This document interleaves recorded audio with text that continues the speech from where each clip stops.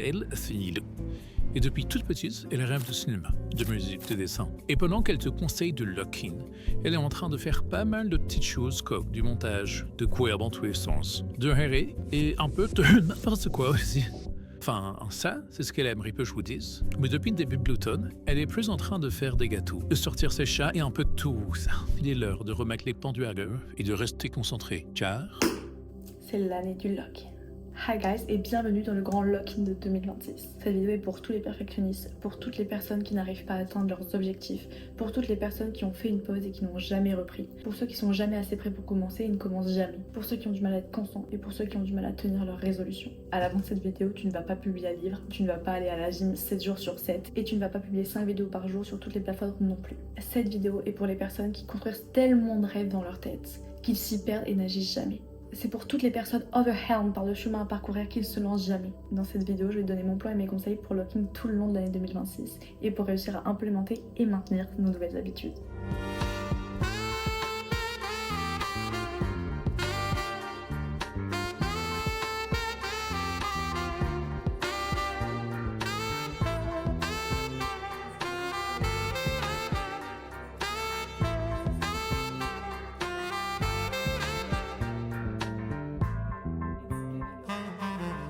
Tu sais déjà que l'année 2026, l'année prochaine doit être différente. Mais si tu essaies de changer, d'être une toute nouvelle version de toi, tout en continuant à faire et à répéter les choses qui ont façonné et qui façonnent toujours aujourd'hui le toi actuel, laisse-moi te dire d'ores et déjà que ton année se déroulera comme l'année précédente. Rien ne change si rien ne change. Et c'est à toi de prendre les rênes en main. Première partie, révélation et design d'identité. Premièrement, il faut savoir que la conscience de soi est et sera toujours la première étape. J'ai remarqué que la majorité des gens échouent parce qu'ils essayent tous d'implanter de nouvelles habitudes, de nouveaux objectifs par-dessus leur ancienne réalité, par-dessus leur identité et habitudes actuelles, sans prendre compte comment ni pourquoi. Tu ne peux pas te réinventer sans savoir à quoi ton toi ressemble, à quoi ton toi actuel ressemble, comment il agit et le pourquoi du comment tu es devenu cette personne, tu es devenu cette version de toi. C'est pour ça que je trouve ça crucial de savoir où l'on est dans la vie. De savoir dans cette partie-là de ma vie, j'en suis à tel endroit, du côté finance, j'en suis à tel endroit, santé à cet endroit-ci. Et c'est pour ça que je vais vous présenter le concept de Wheel of Life, ou la roue de la vie. Je comprends, j'entends, effectivement c'est un nom un peu grandiose, mais vous allez voir c'est très très simple. Donc c'est simplement un outil, une pratique qui t'offre une vue à 360 sur ta vie actuelle, sur ta situation actuelle, et ce sur 8 domaines clés de l'existence. Et les voici. La santé et le bien-être, l'environnement personnel et professionnel, la famille, les amis, donc les relations, la relation amoureuse, vie de couple, la carrière et le travail, le développement personnel, les loisirs et les passions, et l'argent et la finance. Et pour l'utiliser, il n'y a rien de plus simple, il suffit de noter de 0 à 10 chaque domaine de votre vie. Voilà. 10 étant le degré de satisfaction ultime, et 0 les enfers. Cette petite notation, elle va donc vous permettre d'avoir une vue d'ensemble sur toutes les parties de votre vie et de pouvoir savoir quels sont les domaines prioritaires, quels domaines ont besoin le plus de votre attention tout de suite. Évidemment, je ne vous ai pas donné un outil magique, cette roue ne va pas changer notre vie du jour au lendemain et évidemment, elle ne sert à rien si on ne s'en sert pas après. C'est pour ça que pour chaque domaine, je vais t'inviter à te poser quelques questions et je te conseille de le faire à l'écrit, comme ça tu en auras une marque et tu pourras y revenir ensuite. Moi personnellement, j'adore, c'est-à-dire j'ai des carnets qui datent d'il y a peut-être 5-6 ans où je peux justement voir ce que j'ai marqué, voir où est-ce que j'en étais selon mes désirs, envies du moment, etc. Et je trouve ça extrêmement informatif parce que ça te permet de voir et de reconnaître tes schémas. Donc conseil, faites-le à l'écrit pour en avoir une trace. Vous pouvez le faire aussi dans vos notes, vous pouvez le faire à l'oral, vous enregistrer, peu importe. Je vais vous inviter à vous poser ces 3 questions. Premièrement, où est-ce que j'en suis actuellement? Et d'écrire avec le plus de détails possible. La deuxième question, c'est qu'est-ce que j'évite? Franchement, elle est simple.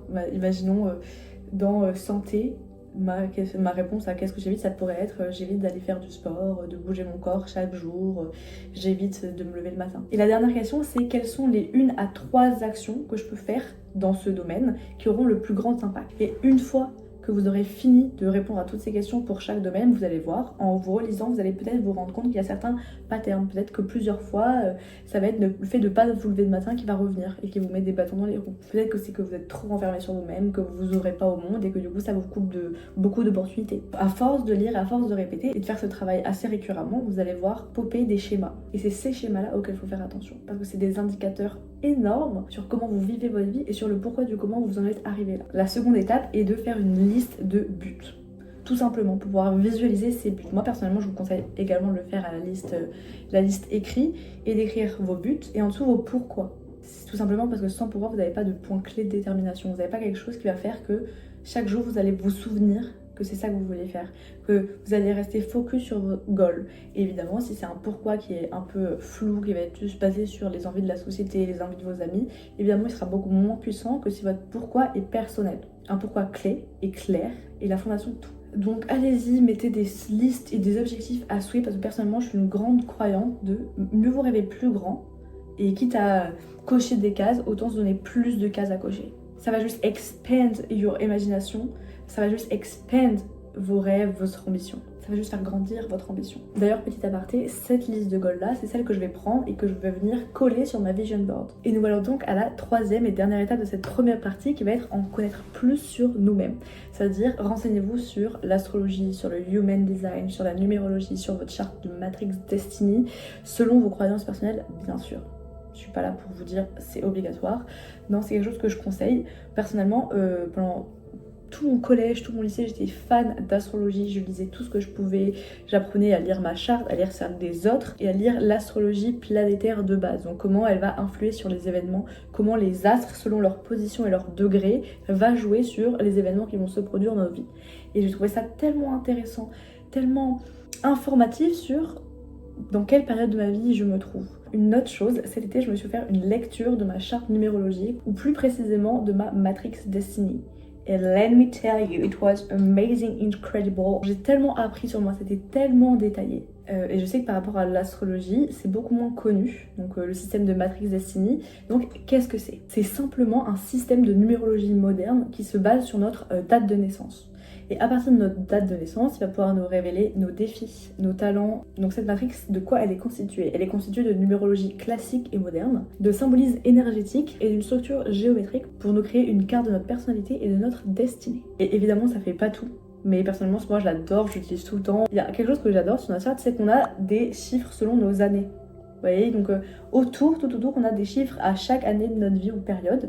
Et c'est grâce à ces numéros-là que je peux savoir c'est quoi l'énergie de la période dans laquelle je suis actuellement. Et je trouve ça très bénéfique. Et quelque chose de très marquant dans ma matrix, c'est ma mission de vie, qui est prouver que les miracles existent. Comment je peux faire mieux? Comment avoir plus beau et poétique? Je ne sais pas. Voilà, à vous de me le dire. Partie 2, faire de ses rêves une réalité. Qui dit réinvention dit habitude. Et c'est par là qu'on va commencer. Et je vais d'ailleurs commencer par vous présenter un livre qui m'est pour moi hyper important et qui est Un rien peut tout changer ou Atomic Habits de James Clear. Et c'est de là d'où viennent les informations sur les habitudes que je vais vous donner maintenant. C'est vraiment la science des micro-habitudes et le pouvoir des micro-habitudes. Un rien peut tout changer.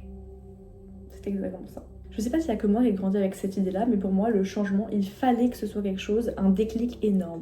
Il fallait que ce soit quelque chose de grandiose. Il fallait que ce soit un avant et après absolument spectaculaire qui n'a rien à voir, ou alors il fallait que la transformation, elle soit immédiate, du jour au lendemain. Alors que pas du tout. La vraie transformation, elle est silencieuse et elle se voit souvent pas. D'ailleurs, ce qui est un peu risible et ce qui nous fait perdre les bras la plupart du temps, c'est parce que, oui, le changement, on s'en rend pas forcément compte. Tout de suite. Rien va changer du jour au lendemain, c'est-à-dire que non, c'est pas parce que tu seras levé à 5h du matin aujourd'hui et que tu vas manger plus équilibré que demain tu vas avoir le corps d'une Victoria's Secret model. La réalité c'est que les changements ça ressemble pas à un film, ça ressemble plus à des micro-choix que personne ne remarque. Et même toi au début tu les remarques pas. Une habitude c'est juste ça, c'est un geste, c'est une action qu'on refait. Et à force de le refaire tellement souvent, un jour notre corps il va le faire avant même qu'on y ait pensé, avant même que notre cerveau ait dit à notre corps fais-le. Parce qu'à force de répéter quelque chose, ça vient du côté inconscient et on va le faire inconsciemment. C'est juste ça, une habitude et un geste répété. Et ce qu'il faut avec les habitudes, c'est qu'effectivement, ces petits gestes-là, séparés, ils sont insignifiants. Ils ont l'air de rien. Avoir fait 10 minutes de sport par-ci aujourd'hui, avoir lu 2 pages et avoir mangé un petit peu plus équilibré, c'est pas ça qui va changer toute ta vie sur le moment. Et pourquoi ? C'est parce que ta vie ne se joue pas à une journée. Elle se joue sur l'accumulation, sur l'effet cumulé. C'est simple. Une amélioration de 1% par jour, tu vas pas voir les effets aujourd'hui et tu vas probablement pas les voir demain non plus. Par contre, tu vas les voir sur le long terme parce que répéter encore et encore, ça va finir par créer une vraie différence. Mais bon, si ce côté-là est vrai, l'inverse est juste aussi. Tout c'est lâcher prise, tout c'est ah je le remettrai demain, ah je le fais pas tout de suite, ah c'est pas si pressé. Eux aussi vont s'accumuler et ça va vous créer une pile de tâches à faire.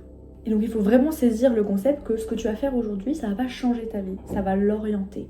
Exactement la manière du nez d'un avion qui, avec un changement minime au décollage que personne ne remarque d'ailleurs, va faire que la destination ne sera pas du tout la même. C'est-à-dire que tu avais embarqué pour un vol pour Tokyo, tu te retrouves à un vol pour Punta Cana, ce qui n'a rien à voir. Et c'est juste ce petit changement au début. Donc c'est ça, l'importance de l'effet cumulé. Une augmentation de 1% par jour, ça va faire que vous serez 37 fois meilleur au bout d'un an. Donc les habitudes, c'est juste ça, c'est des micro-choix, des micro-actions qui vont façonner la femme que tu vas devenir, la femme que tu deviens. Et le truc important à comprendre, c'est que les habitudes, elles vont pas seulement changer ta vie extérieure, elles vont également et surtout changer la relation que tu as avec toi-même. Et personnellement, je trouve qu'on parle beaucoup d'objectifs, mais on parle pas assez de l'identité qu'on construit sur le chemin. Chaque habitude, c'est un message que tu t'envoies chaque jour, silencieusement, répétition après répétition. Quand tu vas prendre soin de toi, quand tu vas faire une routine ou un rituel qui prend soin de toi, tu vas t'envoyer un message inconscient qui veut dire je compte, je suis importante. Quand tu vas tenir une de tes promesses, quand tu vas tenir ta to-do list et ton emploi du temps, tu vas t'envoyer un message qui veut dire je peux me faire confiance. Et c'est ça, à force de répéter ces actions-là, tu vas pas juste construire la discipline, tu vas construire ton image de toi, une image d'ailleurs. C'est-à-dire qu'à force de répéter ces habitudes, tu vas te voir comme une personne de confiance, une personne disciplinée, une personne focus, une personne constante, une personne féminine, une personne douce. Mais ce sera à force de répétition. C'est que tu l'as tellement répété que c'est devenu une partie de toi-même. Quand tu respectes ces bonnes habitudes, ces habitudes qui sont bénéfiques à toi, t'as pas besoin de changer qui tu es. T'as juste à confirmer qui tu es chaque jour. Et chaque habitude, chaque petit geste répété, c'est une preuve qui vient confirmer ton identité. C'est-à-dire qu'aussi tout de suite maintenant, tu crois que t'es une flemmarde, que t'as la flemme de tout faire et que tu dois aller à un rendez-vous et qu'à la fin tu te dis non. Bah là ton cerveau effectivement il va te dire bah oui t'es pas une personne de confiance, tu t'es encore une fois dit que t'allais y aller et encore une fois tu n'y es pas allé. C'est l'inverse de ces cercles bénéfiques des habitudes qui ok j'ai dit que j'y allais, j'ai pas le mot tout de suite mais je vais y aller. Et comme ça va envoyer un message à ton cerveau qui va te dire ok je suis une personne de confiance, je suis une personne honnête, qui tient sa parole. Et je pense que c'est d'ailleurs pour ça que de toujours se concentrer sur les résultats c'est épuisant. Ça fatigue parce que la transformation elle part pas de ce que tu vas voir, elle part pas de ce dont tu manques, elle part de ce que tu décides d'être, elle part de ce que tu fais, de qui tu es. Mais maintenant si souvent tu te dis j'ai envie de faire ça ou je devrais faire ça mais j'y arrive pas etc, j'aimerais que tu relâches la pression. Ne t'aurais pas, c'est pas un manque de volonté, c'est pas que tu manques de quoi que ce soit ou que tu es cassé, c'est juste que ton corps ne te soutient pas encore. Ton corps et ton système ne te soutiennent pas. Il faut savoir que les habitudes, elles naissent pas dans la contrainte, elles naissent de la compréhension. Donc revenons à nos moutons et revenons aux habitudes. Derrière chaque habitude, il y a ses mécaniques, c'est-à-dire il y a la mécanique du déclencheur, ce qui va déclencher l'habitude, puis après il va y avoir l'envie, donc une envie de changer d'état. Ensuite, il va y avoir l'action. Et enfin, il va y avoir une sensation de retour, une sensation de récompense. Exemple tout simple, tu scrolles pas parce que tu es faible. Tu scrolles parce que ton cerveau il a besoin de cette dopamine directe. Ton système nerveux il cherche du calme, la distraction, du confort. À partir du moment où tu comprends ça, t'as plus besoin de te juger. Tu peux juste ajuster. Il faut savoir que pour créer une habitude, pas besoin de la forcer. Il suffit de quelques étapes simples. First of all, il faut la rendre visible.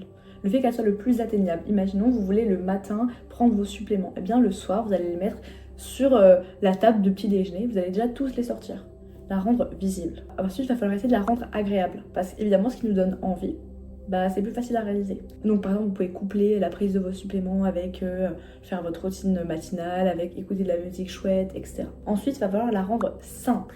Il faut que le geste à réaliser soit simple. Donc imaginons si votre nouvelle habitude, vous voulez implémenter de courir tous les jours, et bien vous pouvez commencer par vous lever et courir 5 minutes. C'est tout.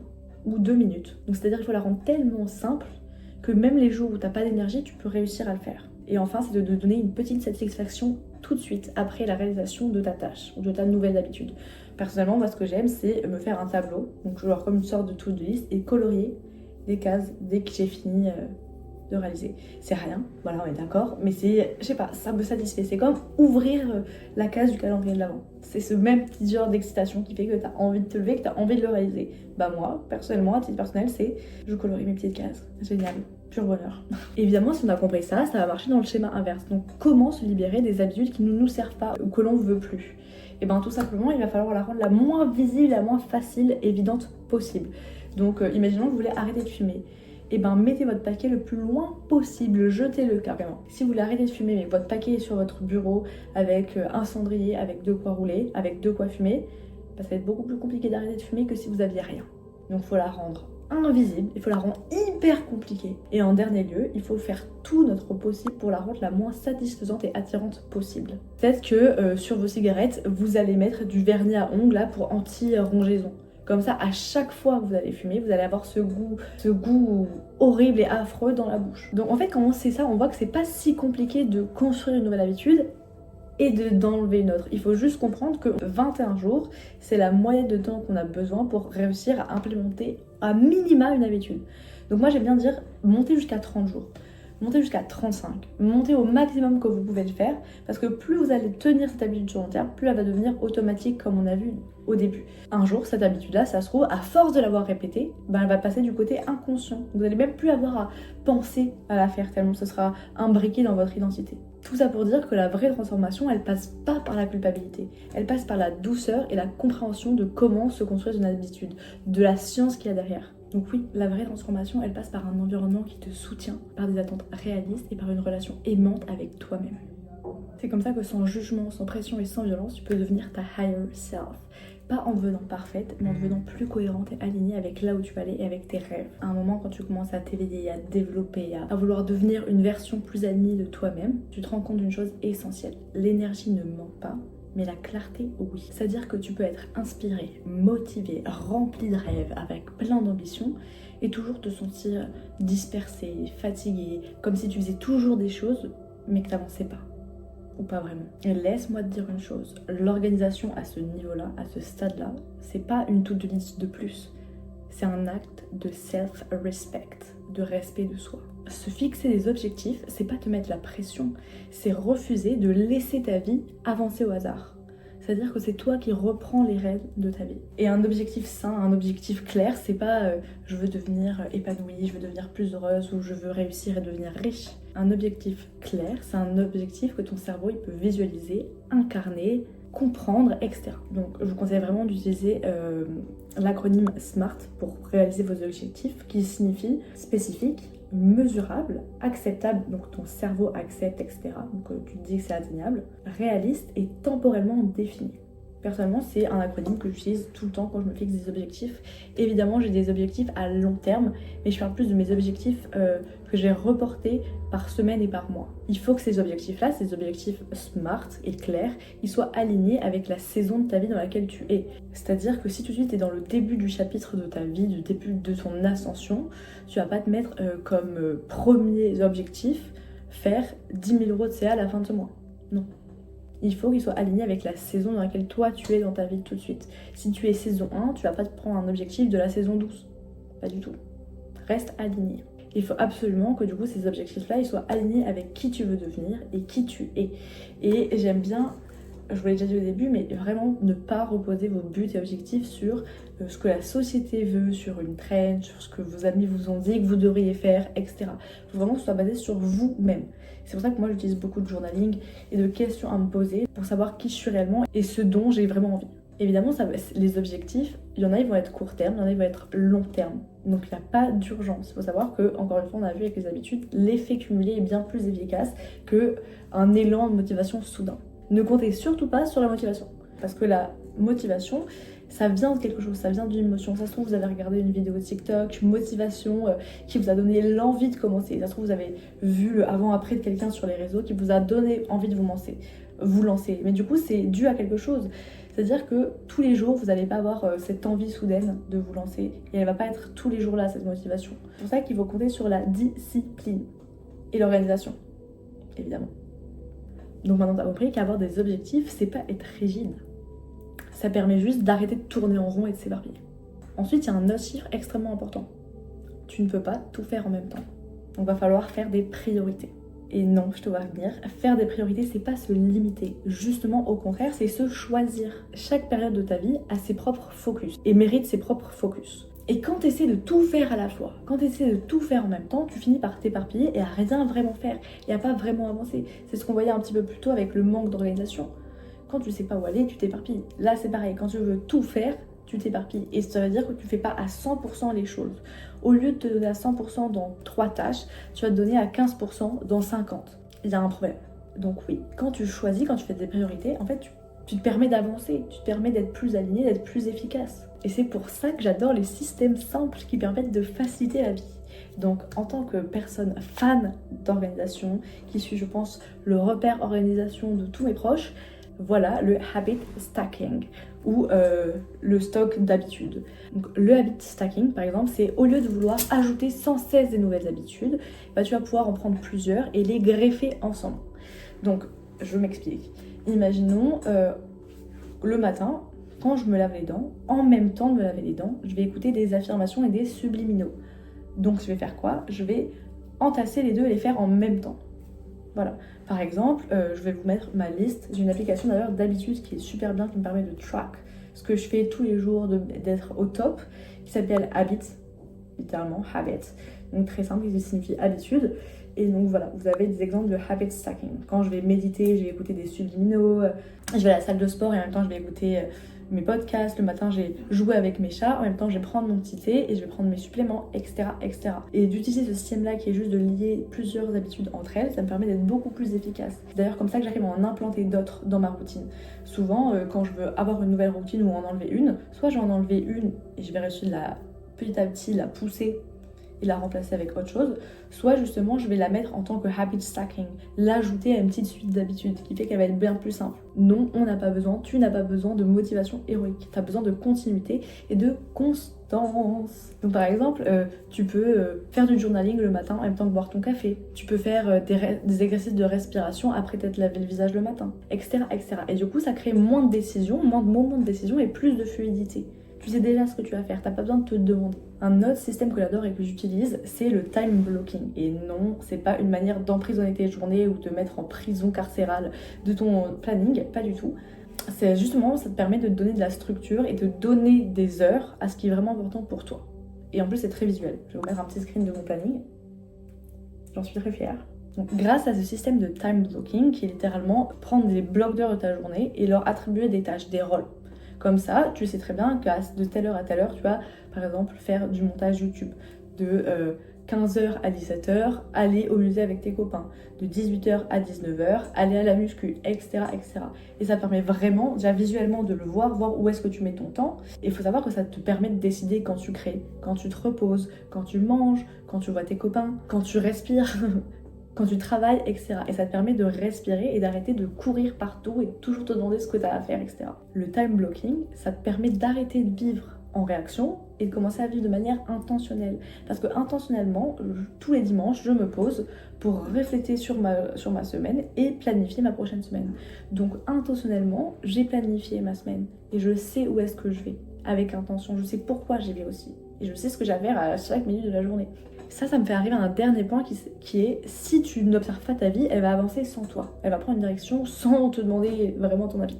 Donc voilà l'importance de refléter sur ces semaines, sur ces mois. Et oui, prendre le temps de réfléchir à ces semaines, à ces mois passés, c'est pas un luxe. Ça te permet de rester aligné. Parce qu'on en a déjà parlé, mais la discipline, la vraie discipline, c'est pas se forcer. C'est se montrer présente encore et encore. Et sachez-le, la constance gagnera toujours. Pas dans la violence, mais dans la répétition. Et comme je vous l'ai dit, 1% par jour, ça n'impressionne personne. Mais sur un an, ça te transforme entièrement. Attention, ouvrez grand vos oreilles. Voilà une liste de prompts, de journaling prompts, que je fais à chaque fin de mois, semaine, etc. Let me grab my iPad. Voilà ce que je me pose chaque semaine. Quelles sont les réussites de la semaine? Quelles sont les défaites ou les erreurs de la semaine?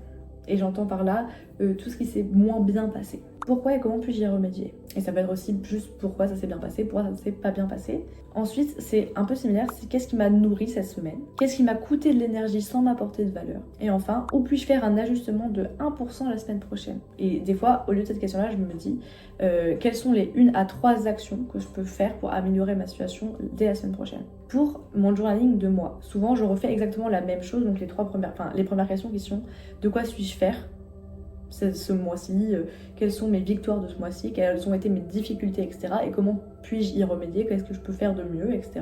Mais j'aime bien aussi me demander en quoi ai-je évolué ce dernier mois? Qu'est-ce que j'ai appris sur moi? Est-ce que mes actions reflètent toujours la femme que je veux devenir? Qu'est-ce que je choisis de simplifier ou de relâcher maintenant? Enfin, quelque chose de très important avant de débuter l'année et ce grand lock-in de 2026, c'est le tri. Faites le tri dans votre entourage.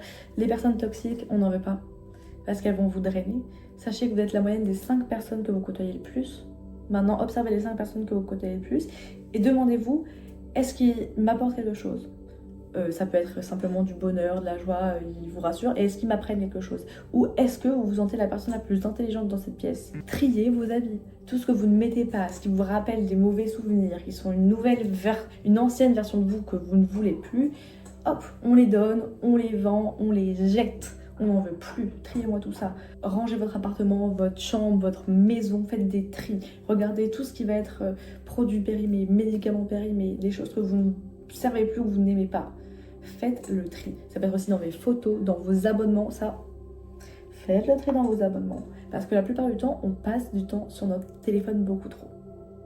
Donc, tri des stories qui ne nous servent à rien, tri des choses qui nous apprennent rien, parce que vous êtes aussi ce que vous consumez. Et quand on dit ce que vous consommez, vous êtes aussi ce que vous consommez. Et quand je dis consommer, je parle pas juste de nourriture. Je parle de nourriture, de ce que vous écoutez, comme musique, comme information, ce que vous lisez, ce que vous regardez. Tout ça, ça vous nourrit et ça fait la personne que vous êtes. Littéralement, ça vous influence. Il faut que tu fasses la place à l'extérieur de toi et à l'intérieur de toi. Il faut que tu repartes sur une nouvelle base. Parce que, imaginons ton verre est rempli. Un vase est rempli, tu veux continuer à le remplir avec de nouvelles choses. Tu ne peux pas, il faut d'abord le vider et en re-remplir. C'est exactement ça qu'il faut que tu fasses. Il faut que tu laisses de la place pour les nouvelles choses, pour les nouvelles opportunités. Et il faut savoir que tout ce qui n'est plus aligné avec toi te draine, même si tu t'en rends pas compte. Tout ce qui n'est pas aligné, tout ce qui te draine, tout ce qui te fatigue, tout ce qui te prend de l'énergie et de la paix, à la poubelle, ça prend la porte. Il faut que tu acceptes de laisser derrière toi cette version de toi. Il faut que tu acceptes de tuer cette ancienne version de toi. Et faire un tri, c'est pas renoncer à qui tu étais, c'est pas renoncer à tes souvenirs, pas du tout. C'est faire de la place pour avancer, c'est faire de la place pour qui tu deviens. Si tu n'as plus de place dans ta bibliothèque, comment tu peux acheter de nouveaux livres?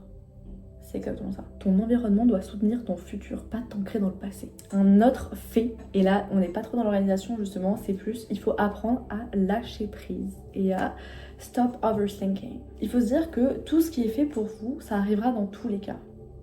Et tout ce qui est réellement important pour vous, vous n'allez pas le lâcher. Si c'est quelque chose que vous pensez jour et nuit, vous en faites pas, il va pas partir du jour au lendemain. Il faut juste rester focus. Mais détachez-vous, c'est-à-dire qu'au lieu d'être toujours à regarder les résultats, à regarder vos analytiques, à regarder ci, à regarder ça, laissez aller, ayez confiance en vous. Tout est basé sur le timing divin. Divine timing is everything. Trust it. Quand vous vous concentrez constamment sur le résultat, comment voulez-vous laisser la place aux opportunités? Vous êtes tellement concentré sur une seule chose que vous voyez que ça. Et on pourrait dire c'est bien, il est concentré, super. Non. Vous vous fermez la porte aux opportunités. Parce que quand tu te concentres constamment sur ton objectif, tu y penses tout le temps, c'est comme si tu le tenais toujours dans ta main. C'était un ballon que tu tenais dans ta main fermement et que tu le laissais jamais s'envoler. Sauf que pour aller atteindre le Père Noël, pour qu'il se l'étalise, il faut que tu lui envoies. Donc il faut que tu le relâches. Tu t'es toujours concentré sur ça, tu sais qu'il te manque. Donc tu es dans un état de manque, de peur, de ah, est-ce que ça va m'arriver? Ah, et si, puis tu rentres dans un cercle et tu vas te comparer à cette personne-là qui a réussi avant toi, et à cette personne-ci qui vient pas du même endroit mais qui a réussi, puis ça te crée de la jalousie. Et au final, t'arrêtes. Ça te mine, ça te déprime parce que t'es juste dans la comparaison. Et tout ça parce que quoi? Parce que t'as pas lâché ce ballon. Tu l'as pas laissé aller. Il faut qu'il aille voir le Père Noël. Donne-lui. Donne ce ballon au Père Noël. Garde-le pas dans ta main. Quand tu vas faire en plus, t'as 40 ballons que tu tiens comme ça, un jour t'auras même plus la place. Lâche prise. Petit conseil pour la voix dans ta tête. Cette voix dans ta tête, c'est littéralement le pire scénario possible. C'est la version de toi la plus peureuse et la plus vicieuse qui est. Il faut que tu arrives à relâcher et devenir l'observateur de tes pensées et comprendre que tout ce qui se passe là, c'est ta version de toi actuelle. C'est la personne que tu ne veux plus être qui te retient dans ta zone de confort. Et que là où je trouve l'amélioration et la transformation, c'est de l'autre côté de la peur. Il faut que tu traverses cette rivière de la peur. Il faut que tu l'enjambes. Elle va pas te tuer. Peut-être que tu seras un petit peu mouillé, mais elle va rien faire. Notre côté instinct de survie a fait que ça avait l'air d'être une rivière, d'un fleuve même. Saute de l'autre côté, c'est là que tu vas tout apprendre. Et pour ça, il faut que tu arrives à te détacher de ta peur. Te détacher des pensées qui te disent que tout va mal se passer. Tu n'en sais rien. Vas-y. Si tu ne changes pas, rien ne changera. Et qui ne tente rien n'a rien. Si tu as échoué, si tu fais une erreur, c'est juste la preuve que tu as essayé. Les gens qui font pas d'erreur, qui n'échouent pas, n'essayent pas. Donc essayez, faites de votre mieux et dites-vous que dans tous les cas, c'est là où vous avez peur. Si vous avez peur de parler en public, c'est ça que vous deviez faire. La peur, c'est un indicateur qui vous pointe la chose importante à faire maintenant, la priorité, ce que vous devez travailler sur vous. Suivez cette boussole, n'en ayez pas peur. Ton téléphone te fait pourrir. Alors cette année, si on veut lock in, on va délock in de notre téléphone. Et pour ça, il existe plein de choses. Je vais faire très très court. Prenez des applications qui bloquent votre application, vous mettez des horaires. Vous pouvez même faire ça au sein de certaines applications même. Sur TikTok, je sais que vous pouvez le faire, etc. Mettez-le dans une autre pièce quand vous travaillez. Vous le mettez hors de vue. Vraiment pas que vous puissiez l'attraper comme ça, à portée de bras et pas à portée d'œil. Mettez-vous en ne pas déranger le soir, mettez-vous en ne pas déranger quand vous travaillez. Si vous avez l'habitude de le prendre aux toilettes, de le prendre dans la salle de bain, de le prendre tout le temps avec vous, forcez-vous à le laisser. Il faut que vous arriviez à rendre plus difficile, moins attirant le fait d'aller sur votre téléphone. Si c'est vraiment hard, vous changez, vous enlevez toutes les fonds d'écran, vous désorganisez tout ce que vous détestez sur votre téléphone, vous le faites. Vous allez moins y aller. Parce que vraiment, ça nous prend tellement d'heures. Et j'entends tellement de personnes franchement me dire « Mais comment tu fais pour avoir le temps de faire tout ça ? Je passe moins de temps sur mon téléphone. » Et pourtant, je suis une personne que je suis énormément sur les réseaux, que ce soit pour faire une miniature, pour trouver des stickers, pour faire mes invitations, pour être sur Canva, par-ci, pour ça. Vraiment, je suis beaucoup sur les réseaux. Et j'arrive quand même à faire tout ce que j'ai besoin de faire. Je me mets des deadlines. Il faut qu'à cette heure-ci, j'ai commencé à faire ça. Et à cette heure-ci, j'aurais commencé à faire ça. Je me laisse pas le choix. Encore une fois, ces boundaries, ces limites, ce time blocking, cette organisation, c'est du respect pour moi-même, du respect pour mes rêves et pour la personne que je veux devenir. Parce qu'au final, à la fin de l'année 2025, il y avait combien 8 milliards de sourires sur cette terre. Mon préféré, c'est toujours le mien. Donc c'est pour ça que c'est important que je me fasse sourire. Je suis hyper fière de moi, hyper fière de tout ce que j'ai accompli cette année. Et vous devriez aussi. Et enfin, dernière partie de ce chapitre, ça va être l'importance du début de ta journée. Il faut savoir que la première heure après ton réveil va dicter toute l'énergie du reste de ta journée. Donc si tu te lèves le matin, le premier truc que tu fais, c'est prendre ton téléphone, scroller sur les réseaux, puis aller manger à fond de processed food, ben forcément, dans le reste de ta journée, tu vas te sentir sluggish, tu vas te sentir mou, pas motivé, dans le brouillard. Pour ça, je vous conseille le livre Miracle Morning. Lisez-le, ça va vous expliquer du coup l'importance du Miracle Morning et il y a des étapes concrètes que chaque matin, il faudrait visualiser, lire, faire de l'exercice, faire des affirmations, etc. Votre première heure va dicter l'entièreté de votre journée. Et on parle aussi de l'avant-endormissement. Tout ce que vous pensez avant de vous endormir et voyez va aussi dicter la manière dont vous allez vous réveiller le lendemain. C'est pour ça que, petite technique à part, quand je m'endors, j'adore répéter un court scénario d'une partie que je veux vivre dans mes rêves, d'un de mes rêves que j'ai sur ma vision board. Ça pourrait être le moment où je reçois mon trophée YouTube pour les 100 000 abonnés. Et ça va être ce moment-là en boucle que je ressens et je vais refaire. Et je vais faire 3-4 différents scénarios que je vais répéter tous les soirs comme ça. Et ça me met déjà dans une bonne énergie pour le lendemain, en plus d'être agréable. Peu importe à l'heure à laquelle vous levez tout de suite maintenant, je suis pas là pour vous dire levez-vous à 5h du matin, faites partie du club, levez-vous à 10h, 11h, 12h. Chacun sa routine. Mais priorisez cette première heure pour vous. Prenez un petit thé, respirez, méditez, faites des choses. Ne prenez pas votre téléphone pendant les premières minutes parce qu'il y a vraiment, ça va augmenter votre taux de cortisol pour le reste de la journée. Faites-vous une routine qui vous plaît. Commencez en douceur. De toute façon, vous mettez de la musique qui vous plaît, vous mangez un repas qui vous plaît, un café chaud, un chocolat chaud. Vous allez voir vos animaux si vous en avez. Peut-être que vous lisez un petit peu. Vous allez faire une balade. Ça, c'est top. C'est top de prendre le soleil et la lumière le matin. Si tu devais retenir une chose de cette vidéo, c'est tu n'es pas en retard. Tu es exactement au moment et au lieu où tout peut se jouer. Je trouve qu'on parle beaucoup du Great Locking de 2026, de ce futur qui se resserre, des systèmes qui se rigidifient, des vies qui se programment presque par défaut. Mais la vérité, c'est que c'est pas 2026 qui va guider ta vie, c'est ce que tu fais maintenant dans ce moment précis. Parce que quand le monde se rigidifie, celles qui ont une identité claire, des habitudes solides, un système aligné, elles se perdent pas dans la foule, elles tombent pas, elles naviguent. Et cette vidéo, elle est pas juste là pour te motiver, elle est là pour t'aider à te souvenir. Te souvenir que t'es pas juste là pour survivre, que tu es là pour créer et construire une vie qui te ressemble, une vie qui te rend heureuse et épanouie. La première étape, c'est la conscience. Repérer les schémas, comprendre ton identité, arrêter de vivre en pilote automatique. La seconde étape, c'est l'incarnation. Les habitudes, la structure, les choix que tu fais, ce que tu fais quand personne te regarde. Voilà comment tu peux devenir ton higher self.